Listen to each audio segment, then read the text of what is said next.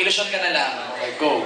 Ilang dekada na ba? Nagkapagtataka na, wala pa rin pagbabago ba natatagal na? Imbis na mataranta, ba nagbabalak pa? Balagpa ng matagal na tangalata. Palaki na ng lote, paramihan ng kotse. Parang di mga mote, bayanihan ng kotse. Mga pobre, talaga bastika ng porte. Natutungod sa pasinan sa ticket ng porte. Sakit, alipunan kayo, ang ebidensya sakit. O, pero ngayon ay ebidensya. At sa Pilipinas, sa mga efektibo, nagpapakapibo, hindi efektibo, puro salta. Pero niwala mo ng buhay ba? Nagpapakapugeta para wala pa tayo sa nakaraang problema. Ano ang solusyon? Kulahan na nakikita ko isang solusyon. Thank you. Yun!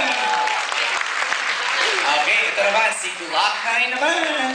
Minsan sa isang lugar sa Maynila, maraming nangyayari. Ngunit ako kandilang sabihin ng lahat.